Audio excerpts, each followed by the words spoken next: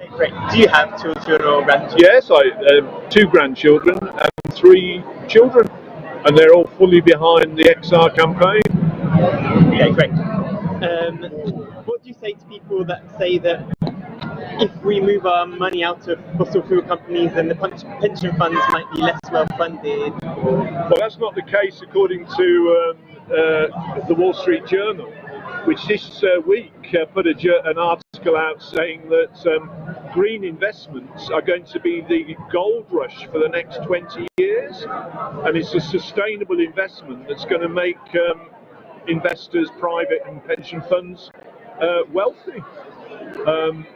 Because once the large funds, trust funds and pension funds start shifting their money, it will be a roller not a roller coaster. It will be an exponential shift of funds, which will do the planet good and do the economy good.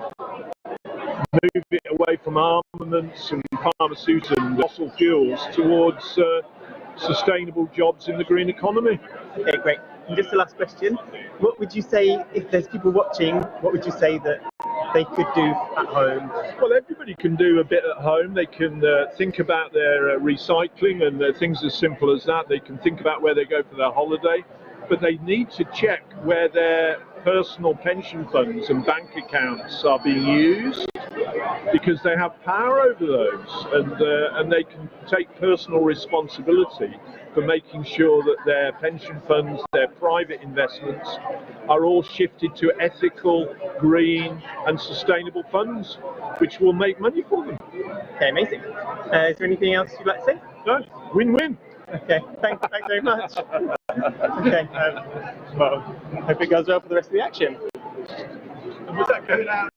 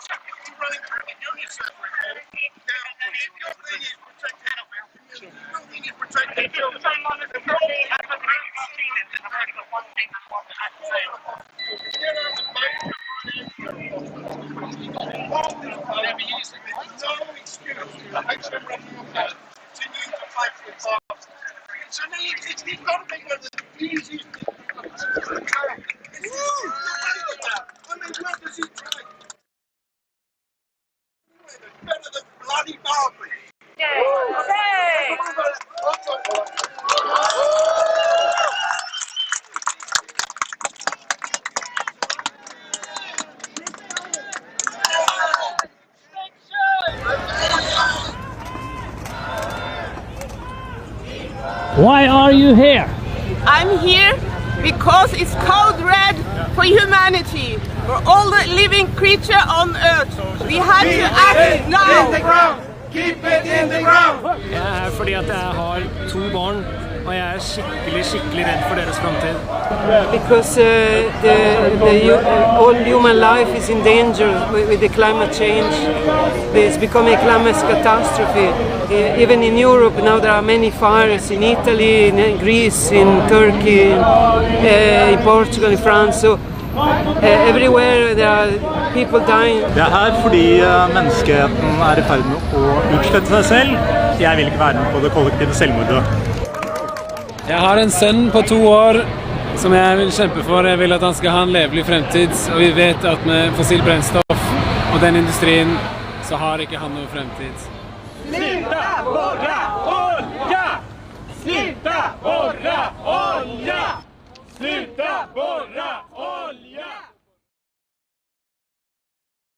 Dying, we can feel it in our bones. So we're rebelling on a system that is wrong. So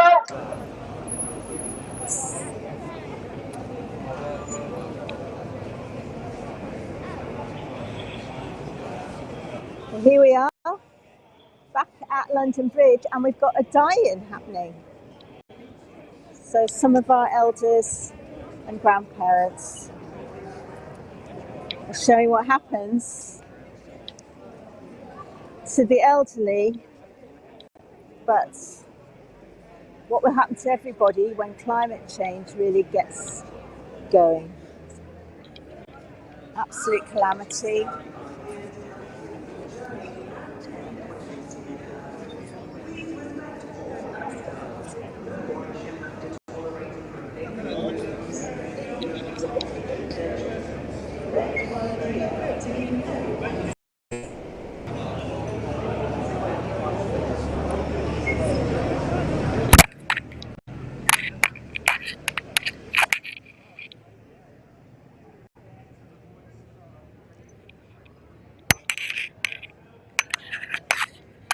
Very suddenly, without any warning, a die-in happens. Famine, pandemic, drought, flood. All the things that people said, the scientists said, would be happening with climate change in the future, and it's all happening now.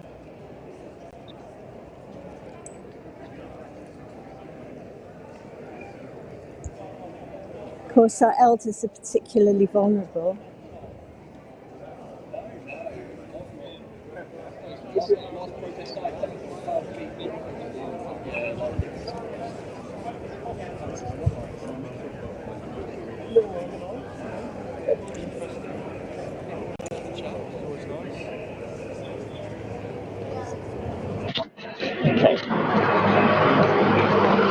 Hiya.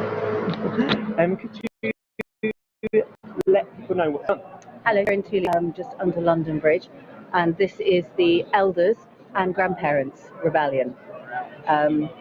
They are highlighting the fact that a lot of pensions, money, people that didn't even know they don't know where their money is, and this is pensions from corporates, from businesses, and a lot of them are in fossil fuels, a lot of them are in weapons, a lot of them are in places that if they'd known or had any consent, probably would take it out. So what we're asking people today is to find out what their pensions are in, whether it's their company pensions, private pensions, and to divest. Divestment is a huge campaign right now, and it is working.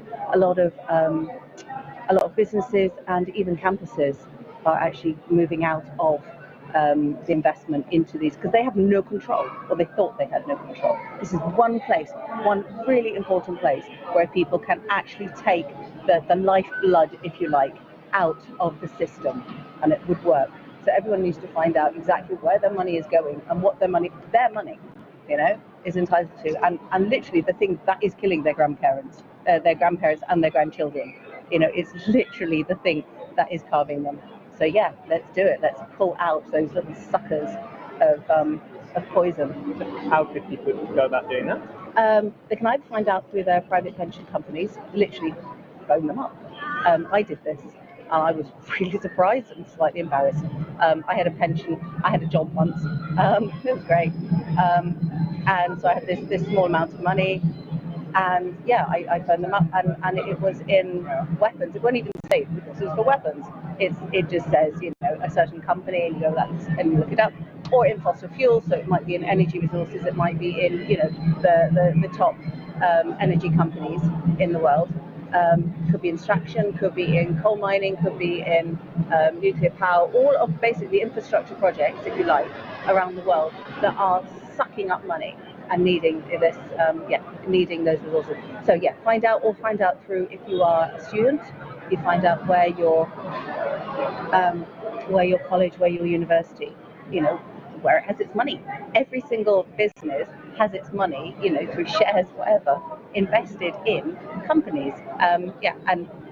Work. I mean, I'm sure the policemen, they had, even though I think their shares went down from 11 to 9%, but still their money is going to be like churches. Oh my God, they were the worst. Okay. I can't remember, it was a few years ago now, but it was found out that the Church of England was investing in lots of arms.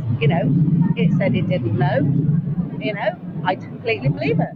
that people don't know where the money is, and it just seems a little bit odd, you know. So yes, find out from your companies, your banks, private ones, where you work, where you study, because there's all money and it's all happening. It's all there somewhere doing something that you don't know about. And the thing is, I think if we all do this, things will change, not only because suddenly the money is coming out of these vastly destructive companies. People will see, and companies will see, oh, they're investing in other things, so maybe they will start actually investing in greener economies, in things that will actually be solution-focused. Yeah. You know? Okay, great. Thanks. Thanks You're very very much. welcome. And this is a die-in. Yes, okay. So people are hiding. What the die-in? The die-in is to get more people's attention. We can be here with tables, we can be here with flags, we can be here with letters, but actually showing that there will be deaths is a little bit more happy. Great. Thanks very much. Very well. Okay. You're so filthy.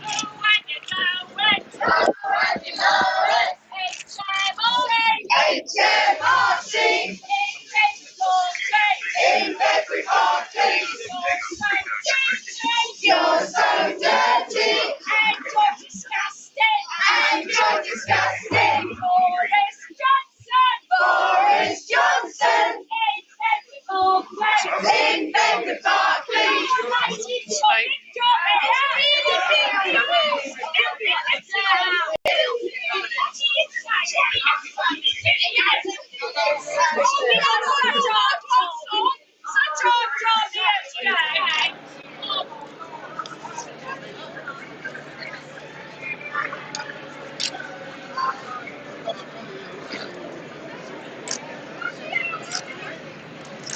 Did you know that Barclays Bank is the worst bank in Europe for funding fossil fuels? To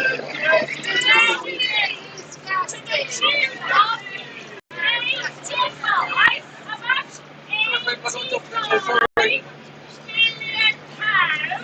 £85 million in the last 5 years.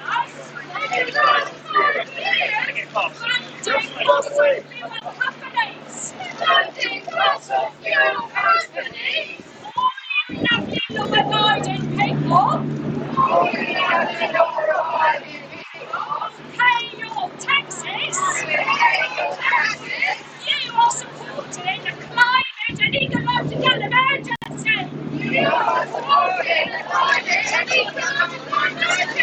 Did you know that? No. So repeat after me, everybody. You're so dirty. You're disgusting. HMRC. In Bedford Barclays. You are filthy. Oh, and you know it. Boris Johnson. In Bedford Barclays. Disgusting. It's absolutely disgusting.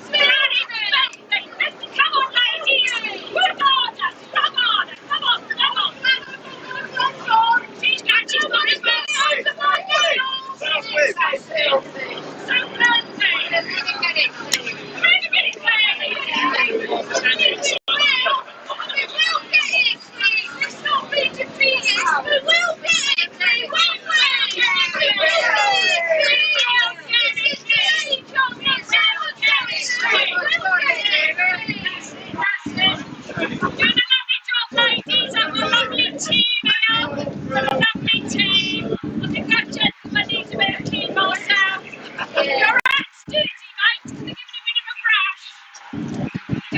Dirty bank Barclays, in bed with Boris Johnson, in bed with the government. Change your bank if you bank for Barclays. Change your bank.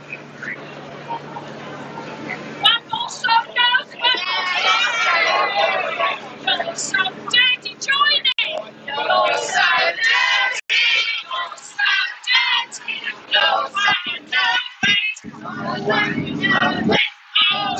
knows it. HMRC.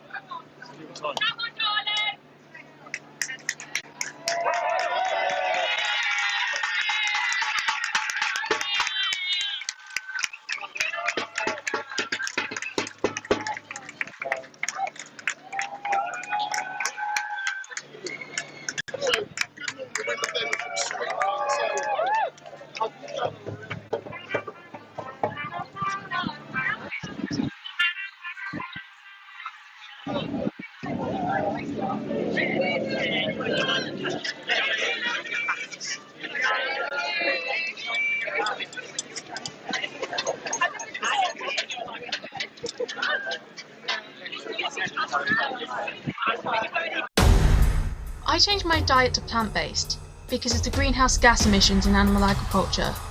So I challenge you, the world leaders at COP, to decarbonise the animal agriculture industry.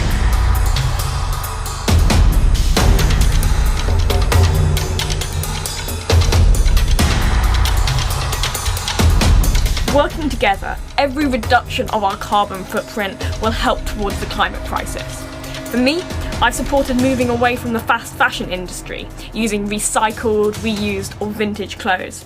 And I challenge you, leaders at the COP summit, to make meaningful and radical system change, cutting the funding on fossil fuels and promoting progressive changes to the transport sector in the COVID-19 recovery. For my bit, I'm giving up a significant amount of my time for environmental activism, campaigning against ecocide and the destruction of nature. So I'm challenging you, world leaders at COP. Stop the destruction of nature by protecting existing forests and by making ecocide a crime. We are doing our bit. We need you to do your bit.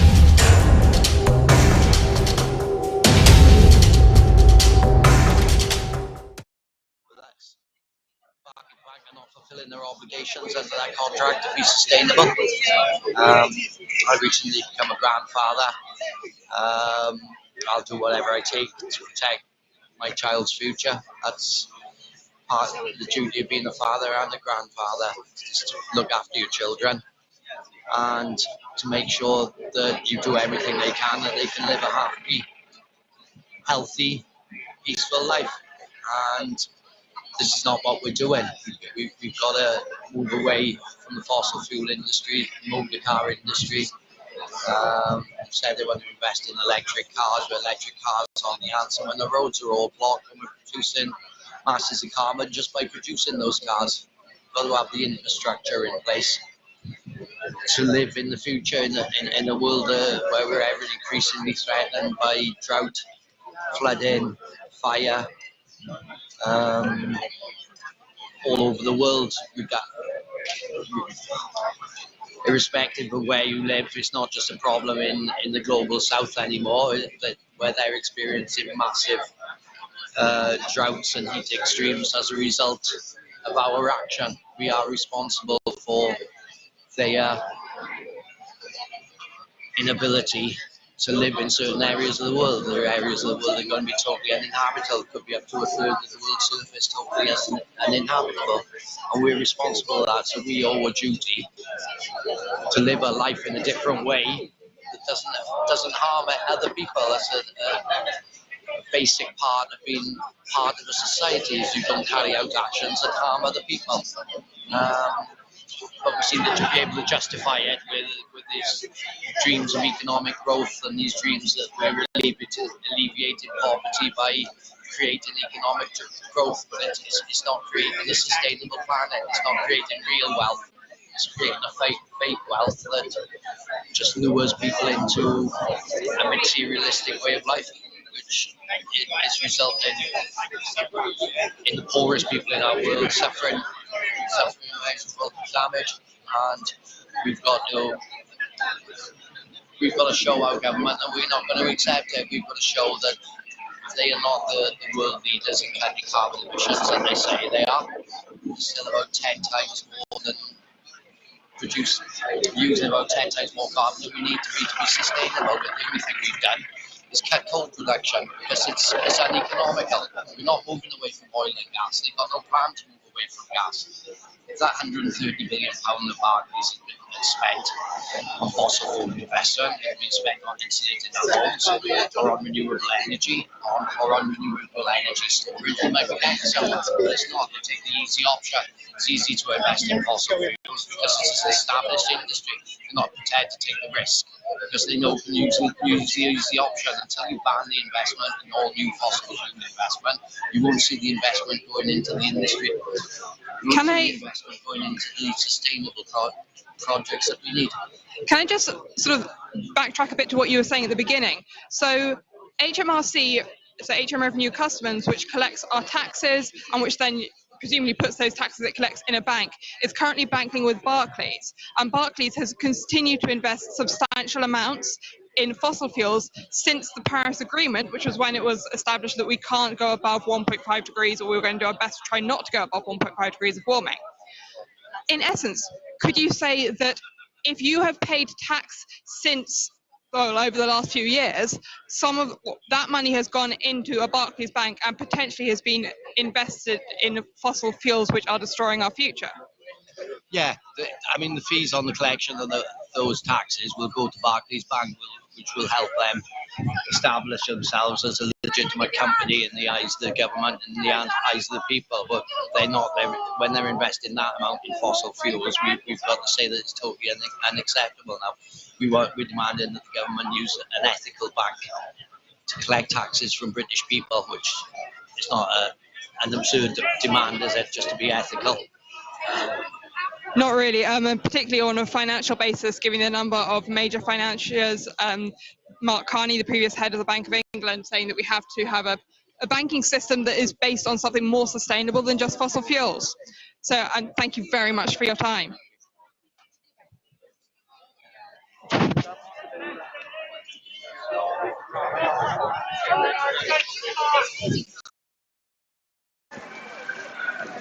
Well, I'm here with one of the cleaning ladies of the HRMC little performance we had just a couple of minutes ago. Why are you personally doing this today? Because I'm worried sick about the way the planet's going. We've had so many warnings, but especially this latest, the IPCC report, which was earlier this month, saying it's code red for humanity. And what notice are people taking? It just seems like it's business as usual. The media, they had it all on for one day, and now nothing. It's just, we've got to wake people up. So, yeah, that's why I'm here today. So, standing in front of a problem building, doing a performance like this, I mean, are you nervous doing this? What do you tell other people who are watching this and go at home going, can I do something like this? Yeah, I mean, in the greater scheme of things, I think we have to use civil disobedience and, yes, disruption. I know it might annoy some people, but in the bigger scheme of things, this is a small thing compared to what climate change is going to do. And if this is what it takes to wake people up, I just hope that's why I'm here, that's why I support it. So. Thank you for your time.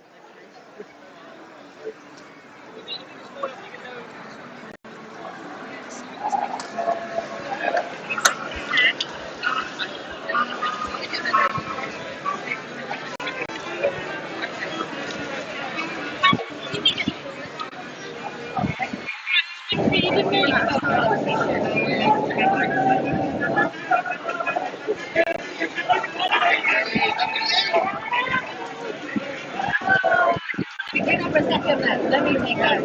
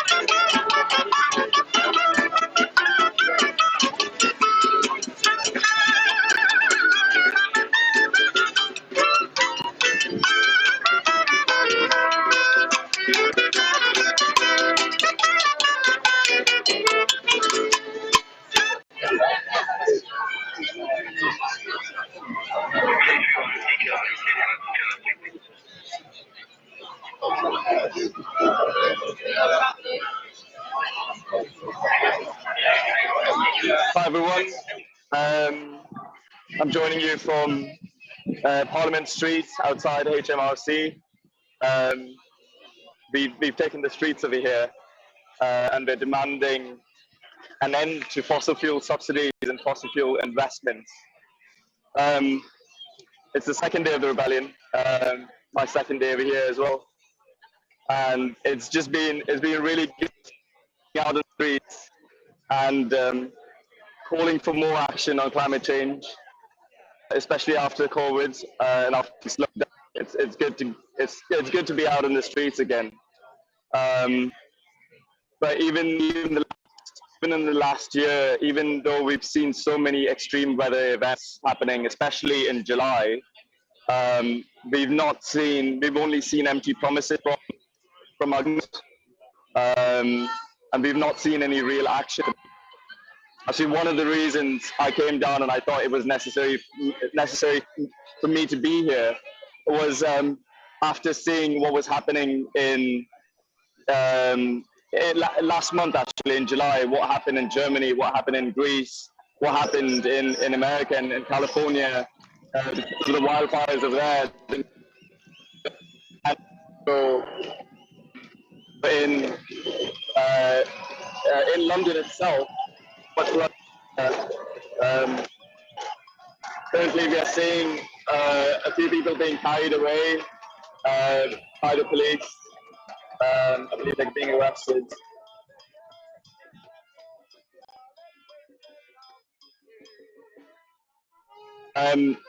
Yeah, so extreme weather events happening and intensifying all over the world. And the signs couldn't be more clear. The climate crisis is already here. We don't really have any time remaining. We've got to save what we have of this planet. We've got to stop destroying nature. We've got to stop burning fields.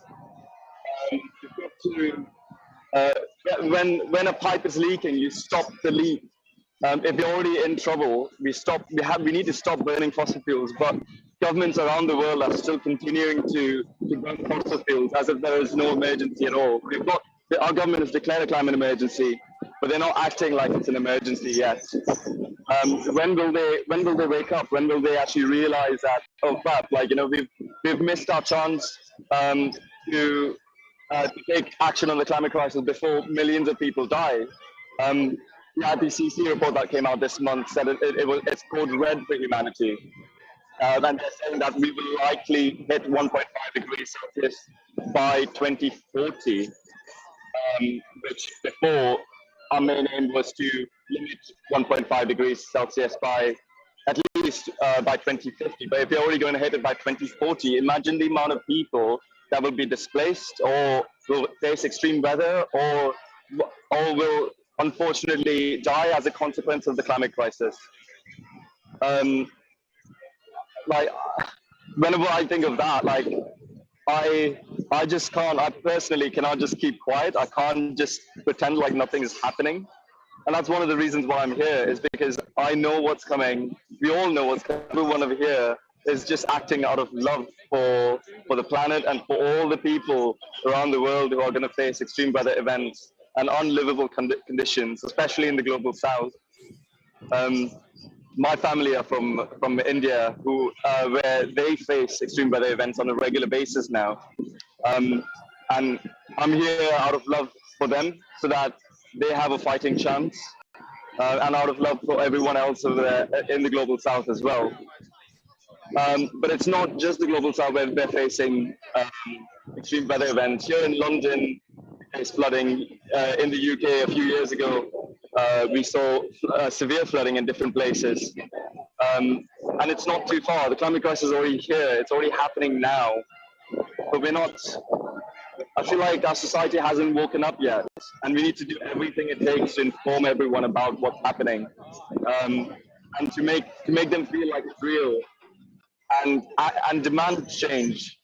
What we need is political will. We've already got the solutions to resolve the climate crisis, to stop what's happening, but we just don't have the political will to. And if we get enough people on board, we can change the political system and get them to change the policies, to update the policies to match what we actually need. We can put more investments into greener technologies, into technologies that put people and planet first, and also more sustainable technologies that can achieve climate and social justice at the same time.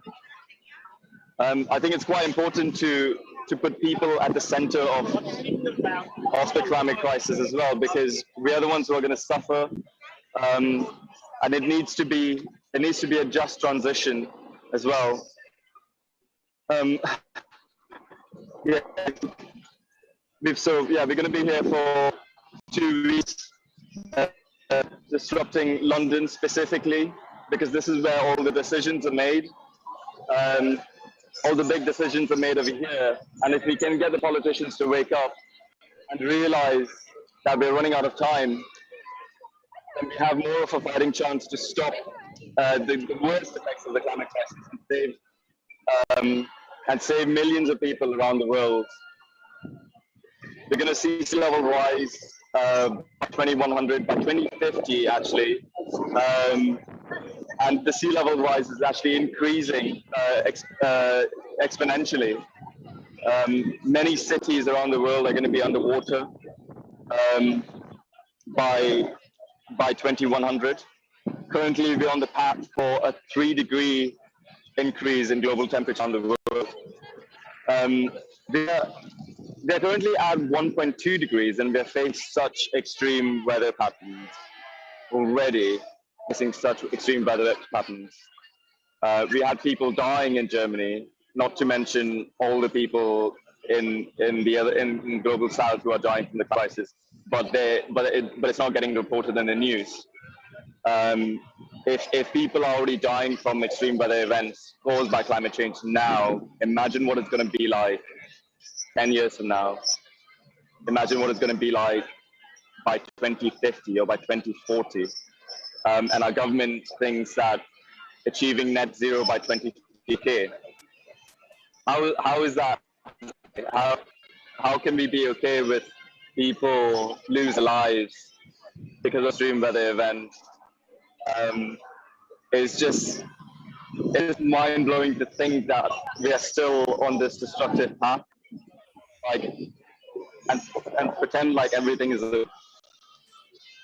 I think we all need to get out in the streets and be here in person, because a lot of people think that like protesting doesn't work, but it has worked in the past. It's worked very effectively in the past. Suffragette movement, the civil rights movement, And you know, no one actually liked the suffragettes. They were very disruptive. They went around to Oxford Street smashing windows and everything. People, even women, did not like the suffragettes. But they still won. They still got the women. And no, you can't really imagine life without that suffrage movement, which was so key to our society. I feel our society has come to.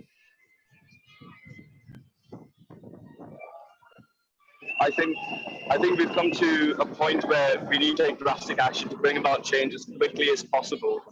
And I think being out here in the streets is the best way, and to raise awareness about the climate crisis. Okay, thank you very much for listening to me. They're going to head over to another action happening now. Thank you.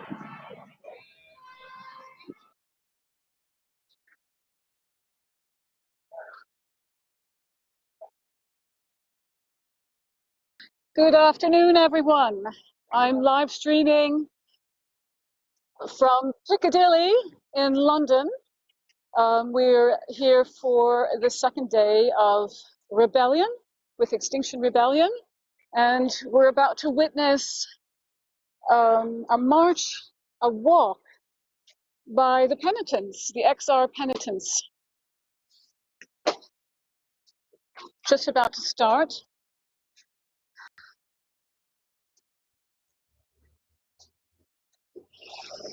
The penitents, the first I saw of them was in the G7 summit in June. They first appeared, and in this on this day they are actually atoning for the sins of the world with regards to oil extraction and the burning of fossil fuels and all that that entails. So they're going to do a walk through a very strange modern context here. You couldn't get more urban than this.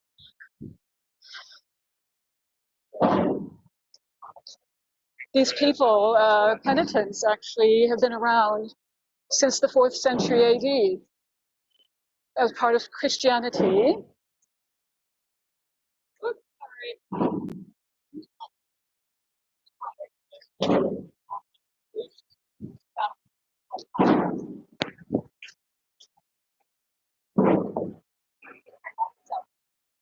So if you can imagine the sidewalks here are very crowded, pavements, and it's quite hard to keep up with all that's going on. I'm going to have someone assisting me in a moment so you can see more.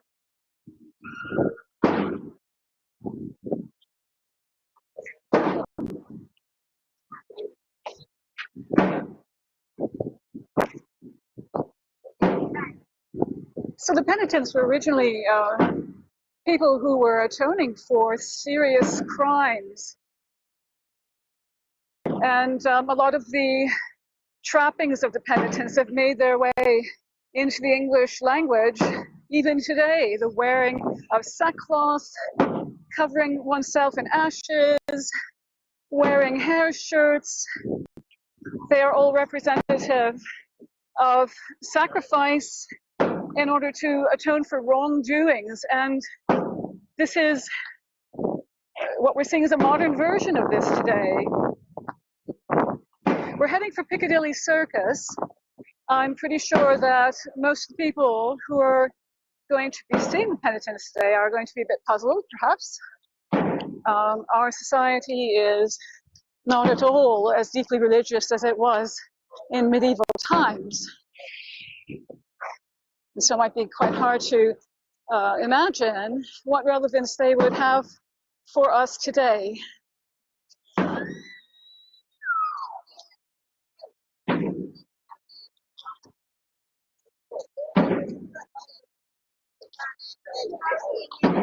However, I'm penitents, if I could speak to them now, would tell me they're symbolizing atonement for climate crimes and ecocide around the world.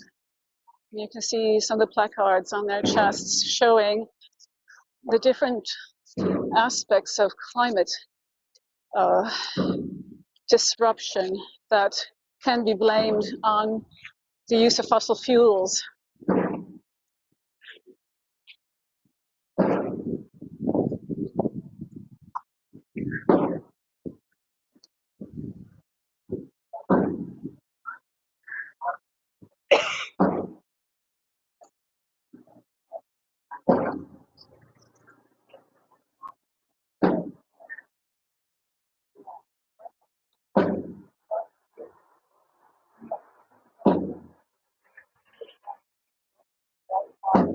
It's difficult to conceive of a more contrasting situation here in Piccadilly Circus.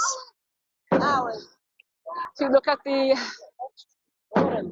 way it's set up as a place of consumerism, modern consumerism,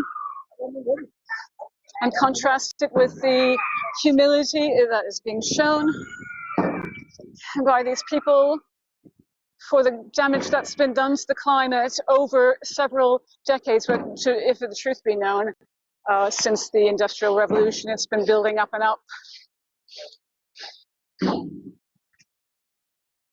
Patterns of weather that our grandparents thought were weird. We're probably all part of the same syndrome, if only they'd realized.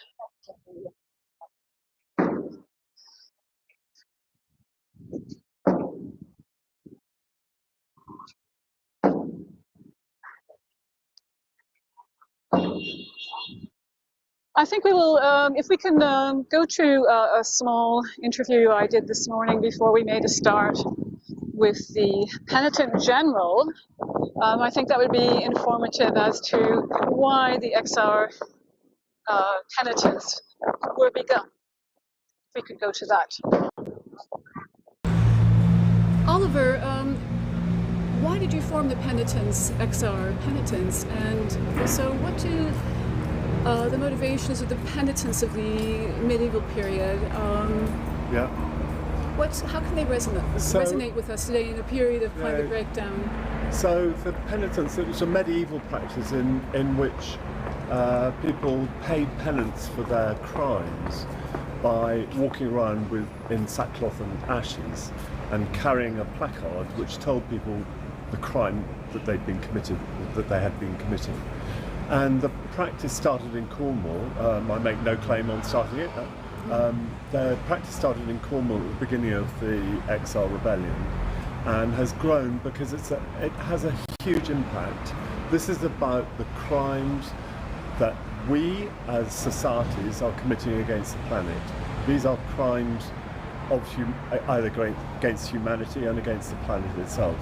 So we atone for those crimes by walking in silence, with sackcloth and ashes, and at a very slow pace, to make it clear that these crimes, which at the moment are, we're focusing on the crimes of extraction of fossil fuels and oils, and that is what we're doing at the moment. Okay, people looking at you today in a very modern context on the street will probably be somewhat puzzled. We're not as deeply religious a society as we once were, and how would you say to those people if they're thinking, I don't want to wear a hair shirt, I want what I want? This is really an expression. These days it's an artistic expression. The spiritual side of this is very powerful. It's not a church or a religious issue, it's a spiritual issue. It's about the damage that we've done to the planet. It can be very shocking for people. Some people, of course, might deride it. Other people might be interested in it. Some people will be truly shocked when they see it. And we've experienced people completely stopping in their tracks, as well as people taking no notice. But the interesting thing is that it's very impactful. It does really have an impact on people who view it. You will see people, as we walk along, you will see hundreds of people stopping. Yes, I hope it has the symbolic impact that you intended today. Thank you very much for sharing your thoughts. It's been a pleasure. Thank you. If you're just joining us, we're coming to you live from Piccadilly Circus, where we're watching a march, a very slow, thoughtful march by the XR penitents. I think a lot of the participants here today would probably like to see some of the oil executives, government ministers, and others who are funding fossil fuels being in the sackcloth and ashes themselves and atoning for the ecocide that they're causing in the world, by the destruction of our natural environment. I would say, a personal opinion, willful destruction, because they're not doing anything with sufficient speed to mitigate this upcoming disaster. Okay, so we're just crossing the Haymarket here on our way to Leicester Square.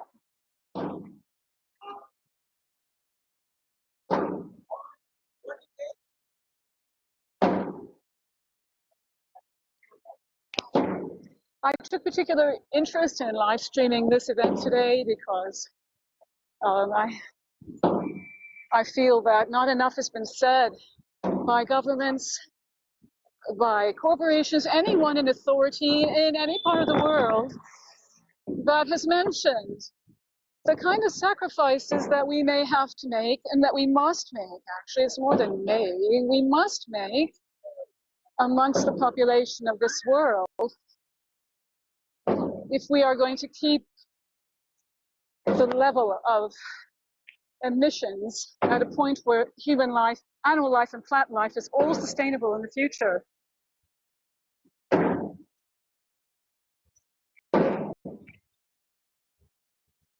And I think the values of humility that are expressed here symbolically today are very important ones for everyone on this planet to bear in mind. We need to have a humble attitude towards how we're going to go about mending the tremendous damage we've done to the planet. Collectively, we've all done it, but of course, a lot of us have had no choice because the way our system is constructed, endless consummation of limited resources, etc. We know those arguments inside out now. I don't need to say them all, but there are a lot of people who will say, I want what I want. I worked hard for what I want and what I think I need, and I don't want to wear a hair shirt. But it seems to me that we could make some considerable sacrifices, as we've done during COVID. We could say, for instance, that we are going to reduce and limit flying, people's ability to fly and travel about as they please until such time as we've solved the technological gaps that currently exist. And at which time we could possibly go back to some kind of normality. I would be willing to do that. I wonder how many else of you who are watching would be willing to do that for a number of years. I don't know about. We seem to think we can just carry on as normal and leave it to the big players to actually save us. They can't save us. We're going to save ourselves, and I would encourage everyone today to come down and join in Extinction Rebellion. If you can't join in, look at our live streams, which are daily on Facebook. There's all kinds of platforms where you can get information about us and our goals to work together and create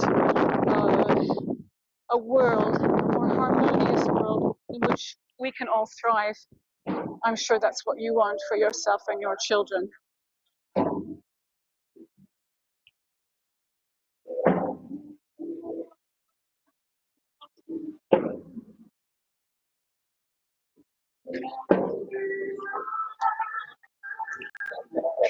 Okay, we're approaching Leicester Square now.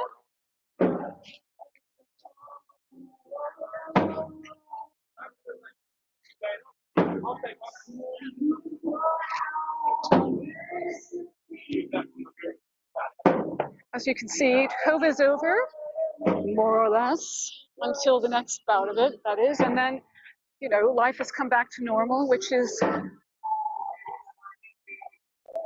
enjoyable while it lasts. But we have to remember how we got here to begin with. It's the destruction of nature that is creating more and more problems for us, pandemic-wise and otherwise. And there's more to come.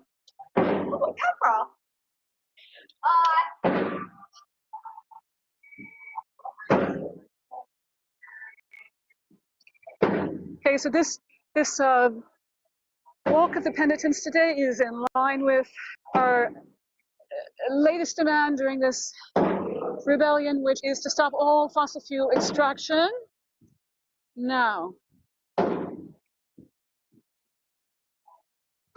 You'll see plenty of other actions, as we call them, in the that deal with this important theme. It's the overriding, the important theme of our age.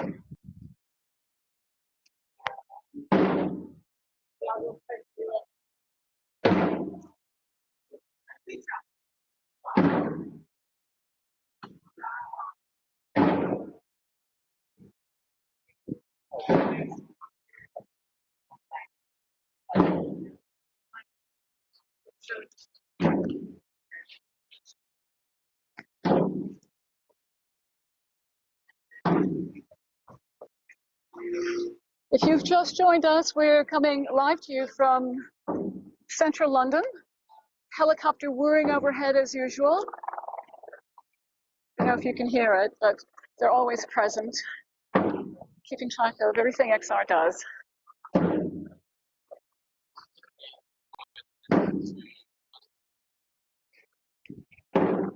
It would be a terrible shame if our right to protest was curtailed as is being planned at the moment. This is about as peaceful a peaceful protest as you can possibly imagine. No drums, no bells, but powerful all the same for its symbolism and its message to everyone.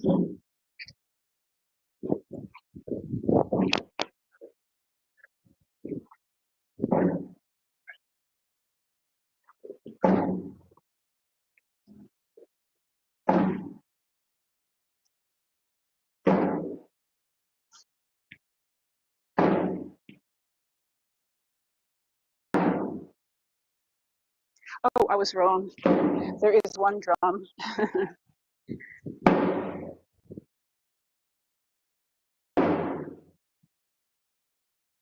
And at the head of the penitents is the penitent general, who I interviewed earlier. If you've just joined us, perhaps we could play the clip of the short interview I had with the penitent general just a little while ago, again, just to show you what their motivations are.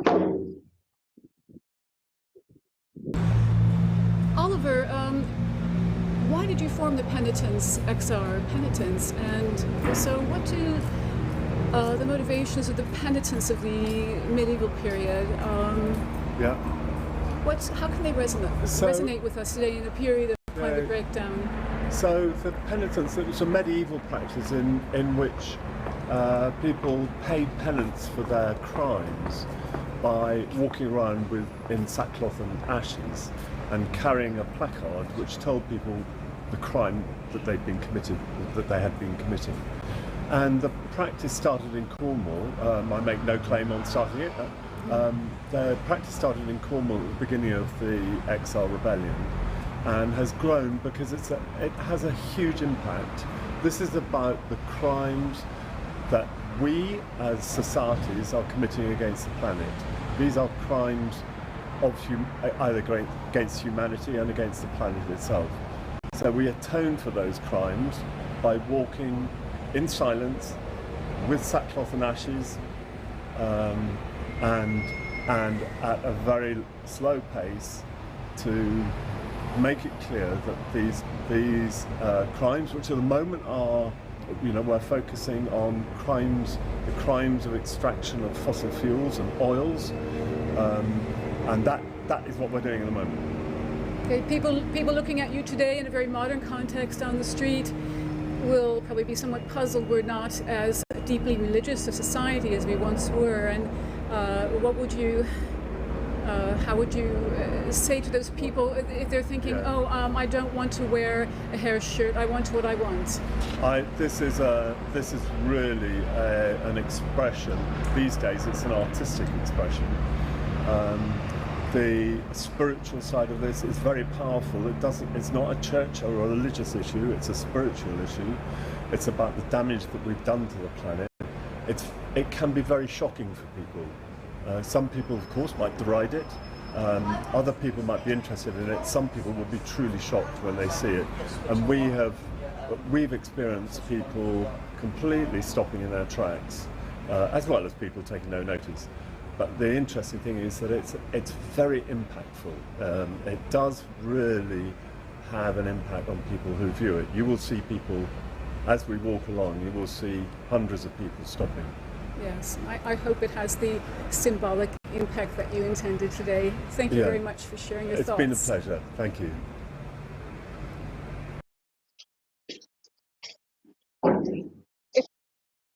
We're coming to you live from inner London. We're just about at the back of the National Portrait Gallery now, and I presume we're heading to Trafalgar Square. There'll be a lot of people there today. It will be interesting to see what their reaction is to the penitence.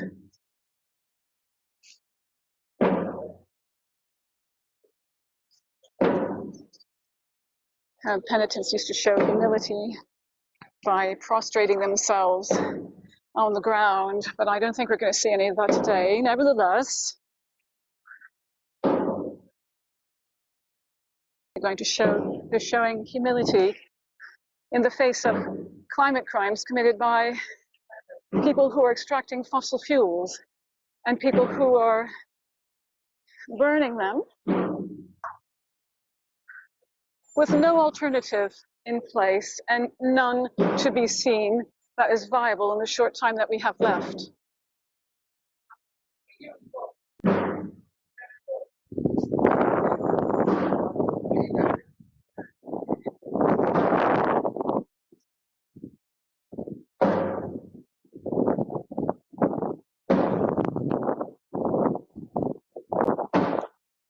We just had I don't know if you saw it today, live streamed, we had an action about green pensions. A good idea, otherwise you could be destroying your children's future. It used to be thought the best way of funding a pension was to get the absolutely highest returns, and in fact, in law, you were bound to do that, which meant investing in fossil fuels. That's not what we want. We want clean, green energy, and we don't mind suffering a little bit for a time until we get the right technology in place to resume our lives in what some people might consider a more comfortable way, although I have to say there are many people who can live less and be with less and be a lot happier. Put greed before survival. Financed hell on earth. Burned grass, burned our future.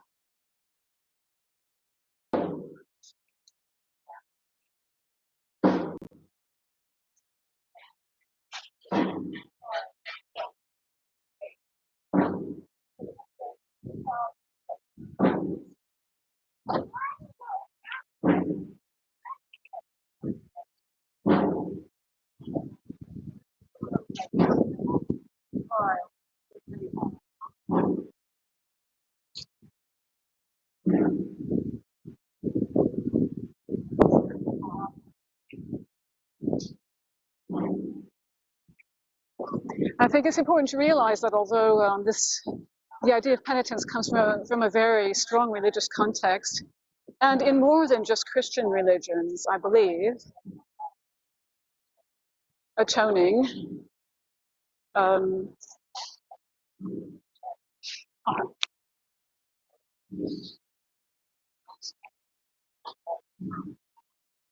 that today we can see it as a moral rather than a religious responsibility.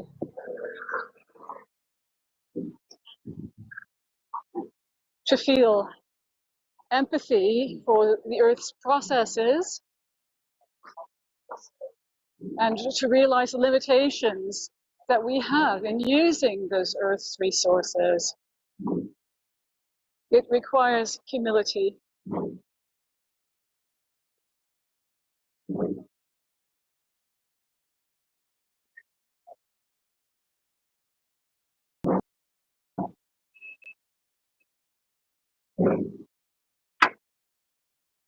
Okay, so we're coming down the road leading to the National Portrait Gallery. This is the very road that people walked on yesterday when they went to the amazing action with the immense pink table at the crossroads of four roads, all blocked by individual samba bands with their own themes. It was an absolutely powerful experience for anyone who was there, possibly for you too while you watched it on live stream.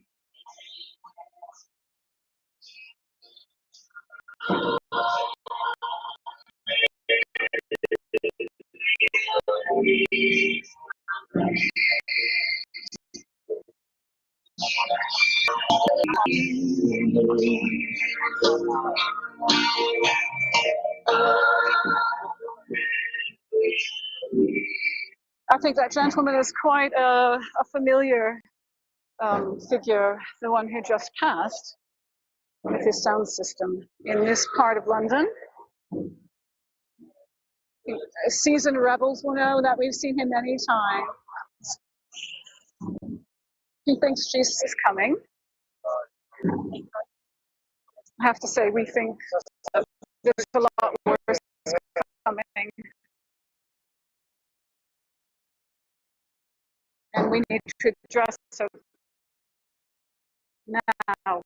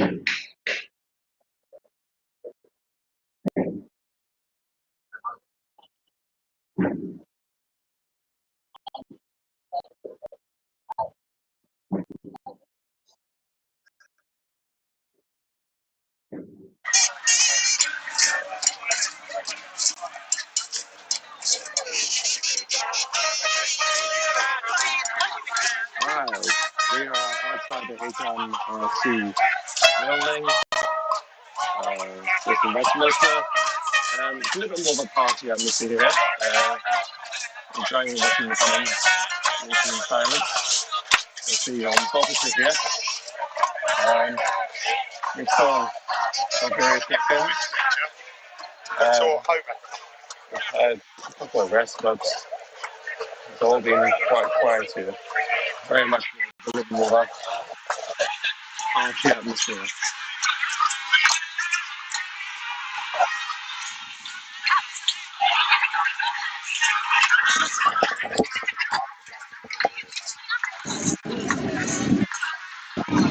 Alright, so I've just been told that the sound is not very great, so I'll kind of say what I just said.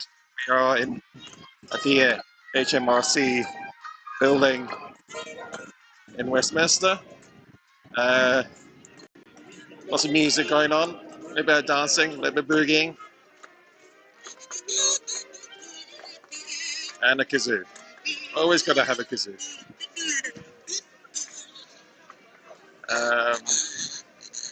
We are surrounded by the police, but it is very kind of been very informal now. But yeah, quite a relaxed atmosphere.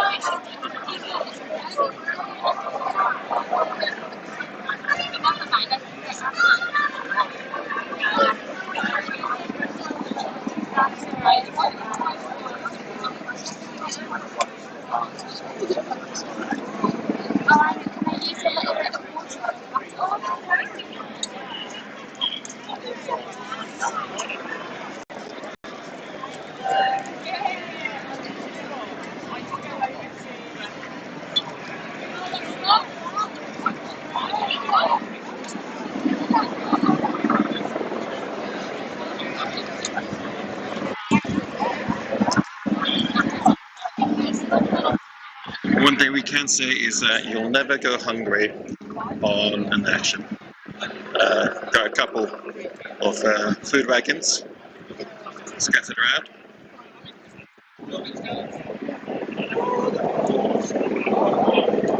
Right, that's okay. That's what we got today. Vegetable curry,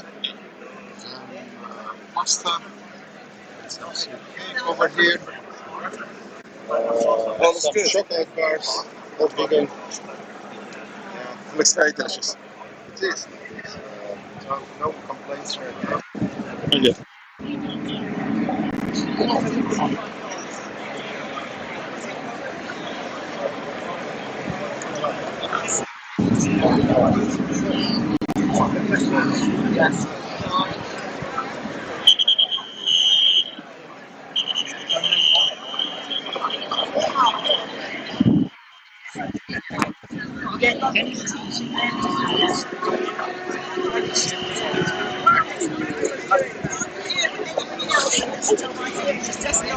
That's okay, my microphone is not very good either. Okay, so I'm here with the Onhogs.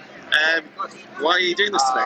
Well, it started about a year ago when I got a very small bill from HMRC for a letting property, a small little cottage that I left. I'm a retired farmer, don't get a pension. We bought this cottage when my mum and dad died, and that year it made a profit.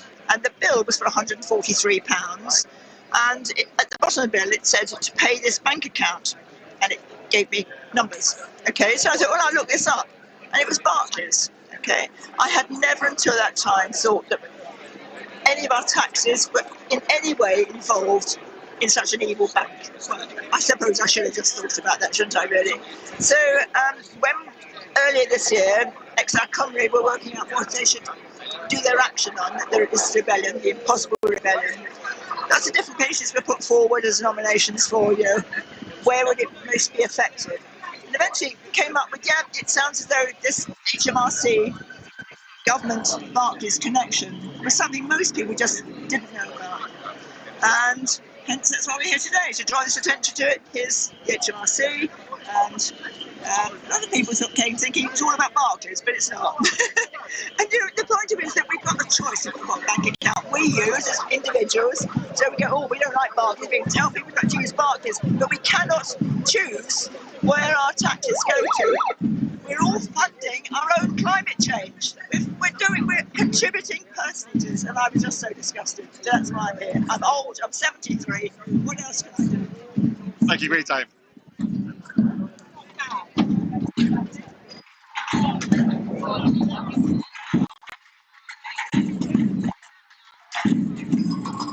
Okay,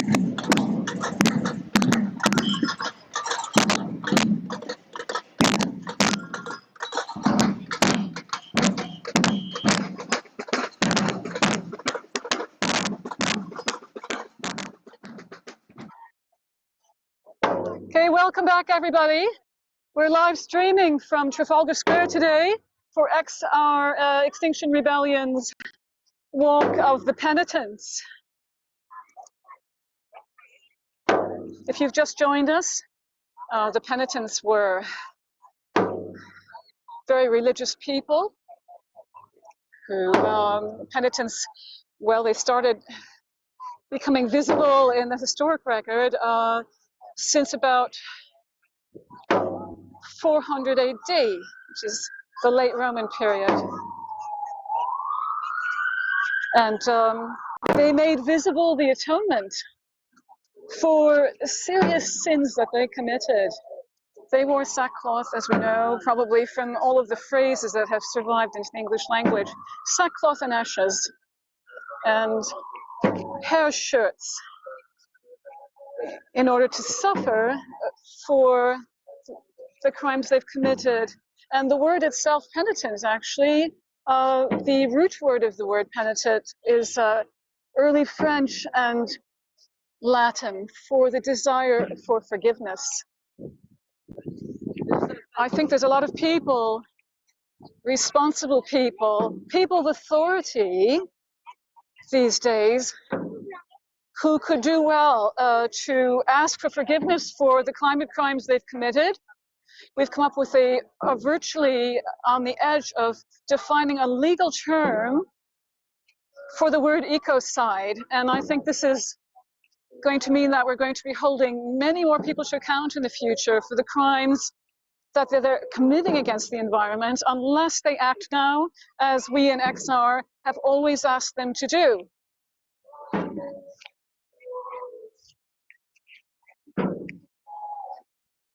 Okay, it's a beautifully sunny day here in Trafalgar Square. Lots of tourists about. It's a very arresting sight in such an urban, so-called civilized setting as this, to see these very humble people admitting that they have done wrong and wanting to atone for it, which in essence makes the world a better place. I was speaking to one of the penitents a bit earlier on before the broadcast, and he was saying he's got involved because he just wants to be a good person. He wants to do good in the world, and this is his way of doing it, especially when the whole the earth as we know it is changing drastically before our eyes. And we here in the UK are not experiencing it so much. We might be one of the last countries to feel the effects, but that doesn't mean we shouldn't do something about it, because people in other parts of the world are truly suffering. And the whole idea of this today is to highlight the climate crisis through the prism of the oil, gas, coal, fossil fuels that are still being extracted, still being exploited. We want all fuel, new fuel, fossil fuel extraction to stop now, immediately. And we're going to have to be willing to make personal sacrifices, all of us, for a time. We should be able to, until such time that we have arrived at technical solutions, or we've been able to find different ways of living that are less harsh on the earth.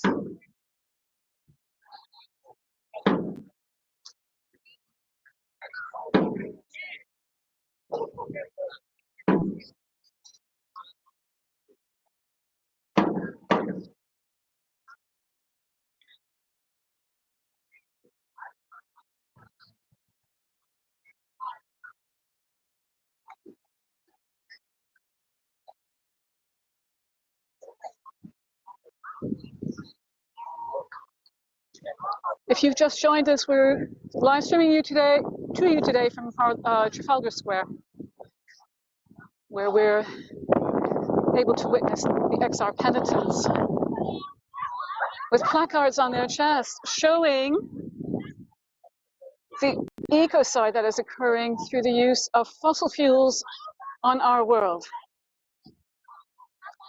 It's all there, it's all evidence, it's all in the science.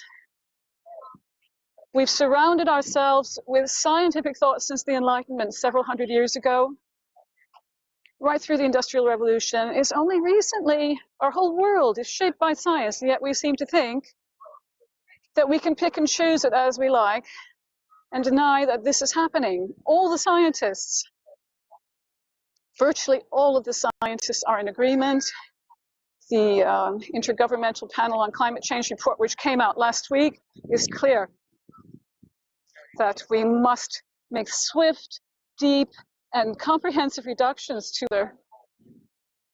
And I don't know how we're going to do it because our world seems to be more divided than ever. We must agree on this and we must find solutions. And as I said before, it might be a good idea to get some of the people who in responsible positions, people of authority, corporations, governments all around the world who've denied this for years because it affects their profits, to don the sackcloth ashes or hair shirt in atonement for what they're doing to the world, for the world that they've created. We're merely consumers now. We don't seem to be citizens anymore. And we're at their beck and call. We need to break away from that and find new ways of thinking, new ways of doing things in this world. And I hope today that you've been very impressed by what you've seen, the XR penitence, and that it will make you reflect on how humble we need to be if we're going to save our world.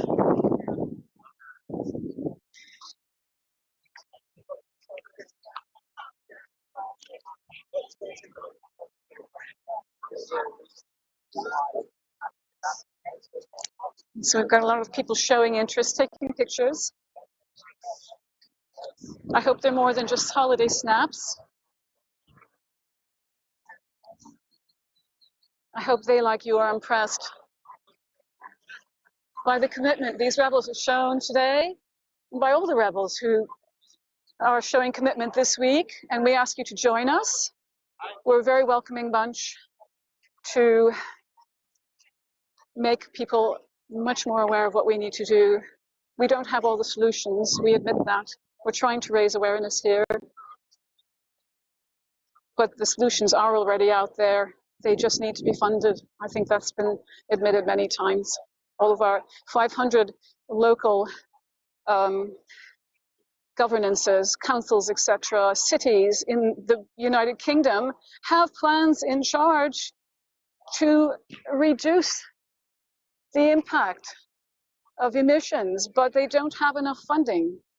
There's people raring to go, but as usual, the government has other priorities, political priorities, short-term priorities. We need to pressure them constantly to do the right thing. Yes, they're very photogenic, aren't they? Very, very unusual in today's modern world to see people who can actually they don't care about their looks. They care more about atoning. They feel guilt for something they've done, and they want to restore their place in society.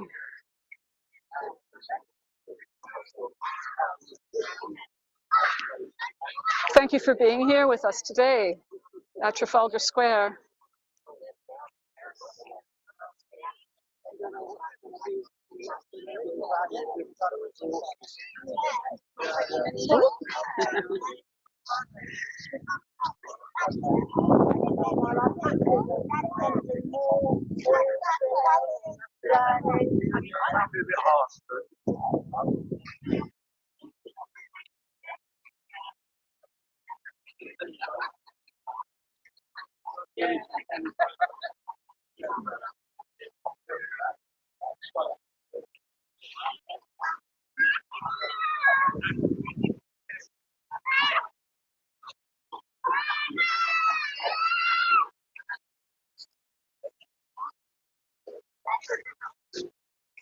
If you've just joined us, we're coming to you live from Trafalgar Square this afternoon, where the XR penitents, rebels, have just done a slow walk through part of London to raise awareness about the lack of inaction to stop fossil fuel investment and extraction in the form of gas, oil, and coal, coal being the largest emitter of all. I think it's I hope I'm not wrong here, but I think it's responsible for a fifth of the world's emissions, and that, above all, must stop. And they're off again.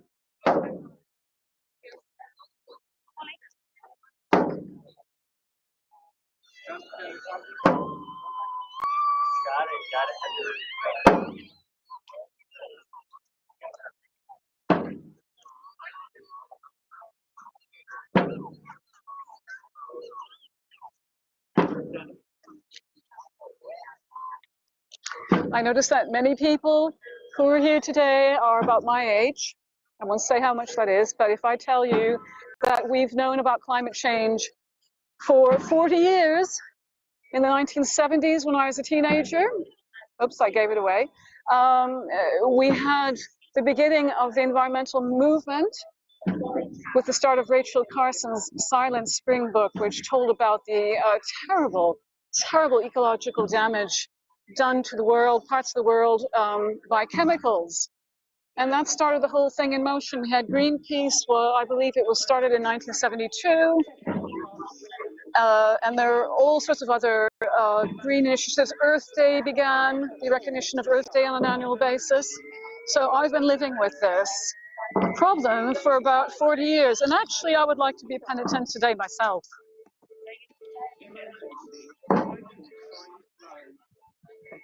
Because I feel that I took my eye off the ball and I should have been fighting a lot harder for it for all the decades. Raising a young family, I realized what that's like. Very busy, got a lot on your mind. I did too, but I am very regretful now that I didn't take more action when there was time, because I feel that there's probably not much time now, and it's in fact too late, but we have to do it, we must.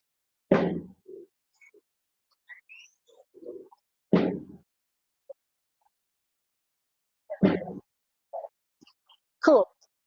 Do you want me to go there?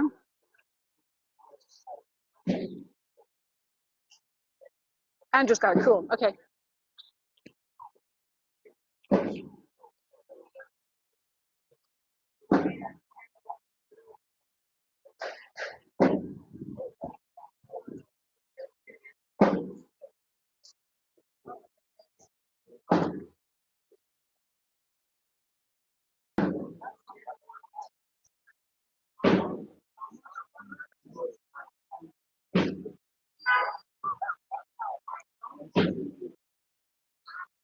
Do you want me to stay with them?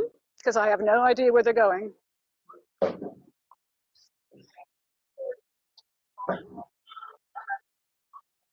Okay.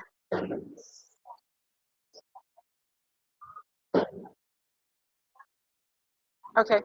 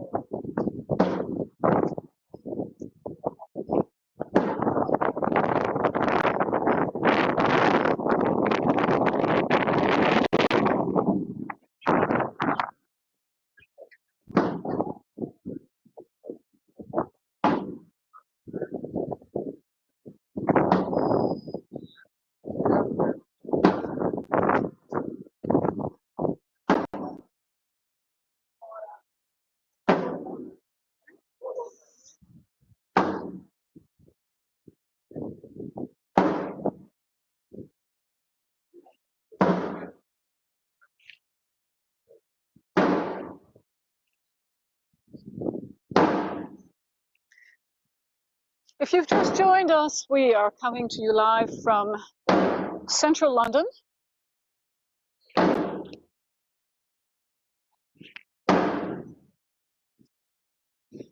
We're watching a slow walk of remorse and regret and atonement by the Extinction Rebellion penitents.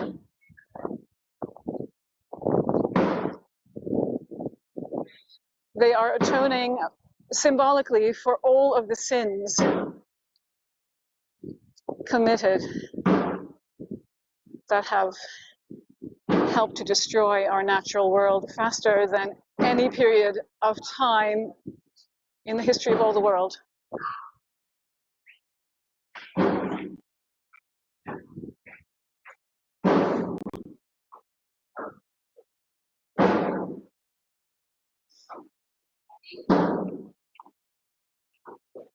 The key message here today is to stop all fossil fuel extraction now.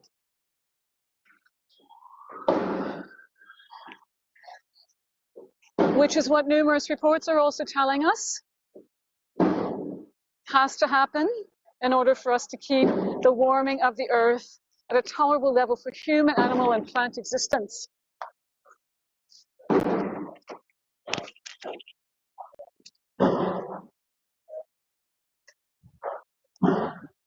Cool. Okay. Right, we're going to go on to another action. In just a few seconds, I'd just like to say, please share this if you found that its message moved you, and I hope it has. And be sure to watch all of our live streams, or bits of them if you can this week, to get a measure more of what we're about. We'd be really pleased to see you on the streets this week. There's all kinds of information out there on the internet about how to get involved. We will welcome you.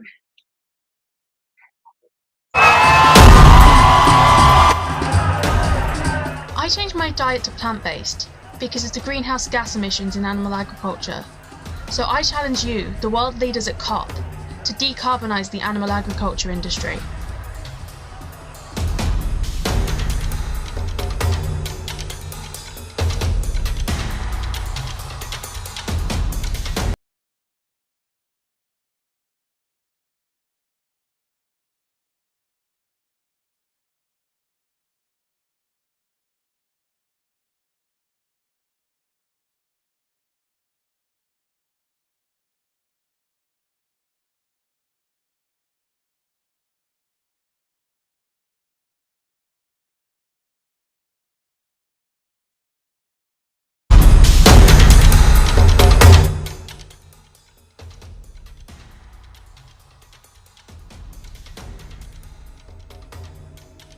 For me, I've supported moving away from the fast fashion industry, using recycled, reused or vintage clothes.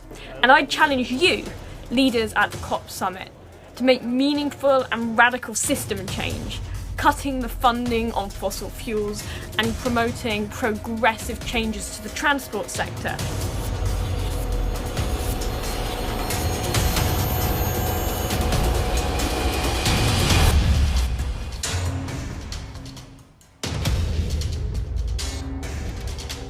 For my bit, I'm giving up a significant amount of my time for environmental activism, campaigning against ecocide and the destruction of nature. So I'm challenging you, world leaders at COP. Stop the destruction of nature by protecting existing forests and by making ecocide a crime. We are doing our bit. We need you to do your bit.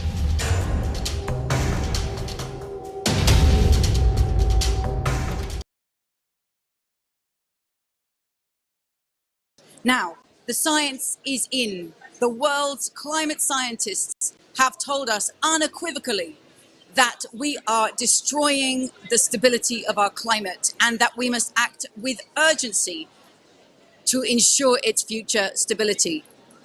I am surrounded by grandparents, by elders, by people in retirement who know that their pensions have been invested for decades and still are in the oil and gas that is destroying our planet. No one wants their future to be made on money that is actually destroying everybody's futures. It is absolutely time for all pension funds to get out of oil and gas, to divest, to do what they already know is the right thing to do, and to be proud of the legacy that they leave. Thank you.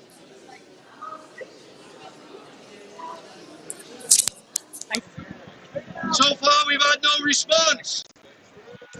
I've asked the officer again if he will get someone from HMRC to come out and speak to us in order to resolve this situation without unnecessary ado.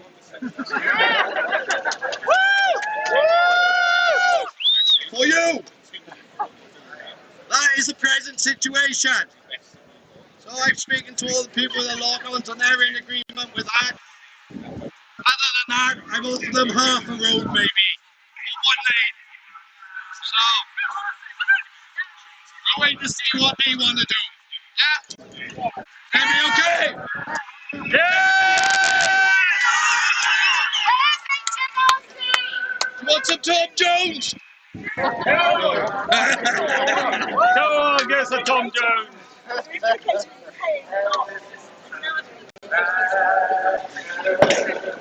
We're just getting Oh, that's good.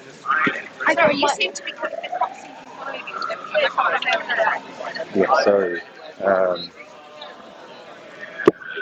Yeah, so the police have been moving in and trying to persuade people to move to Parliament Square to continue the demonstration, and anybody that is left behind potentially get arrested. But there's, according to the speaker we just saw a moment ago, some negotiations. Perhaps they could just have half the road instead of us blocking the whole road. We'll see how that goes.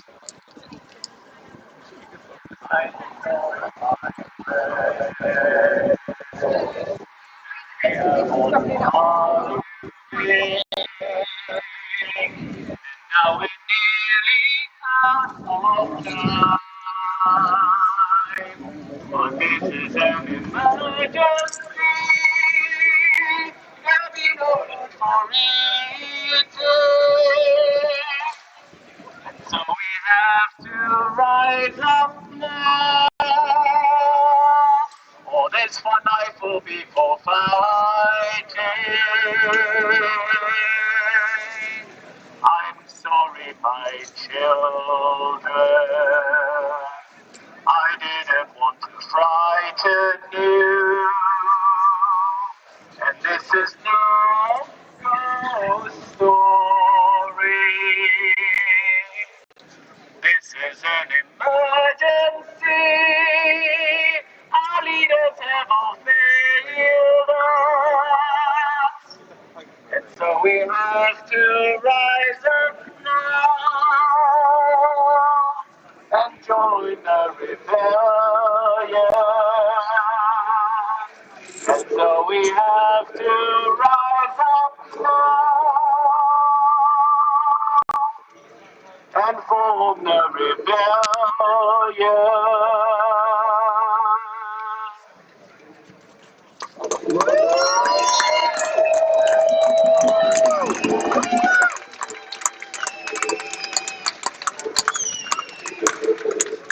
Thank you very much, ladies and gentlemen.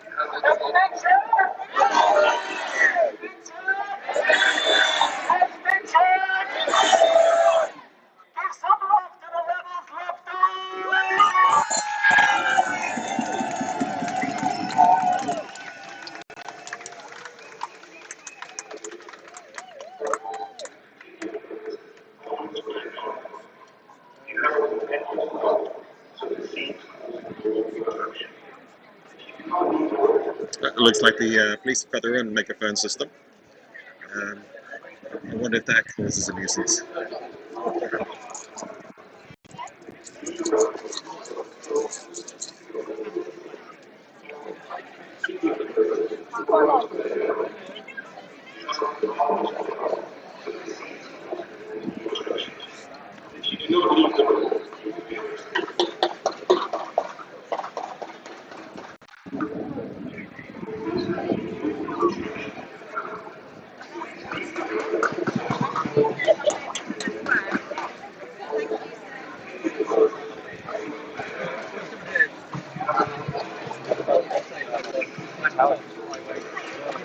Okay, just to recap, we are outside the HMRC Revenue Customs House, Treasury House.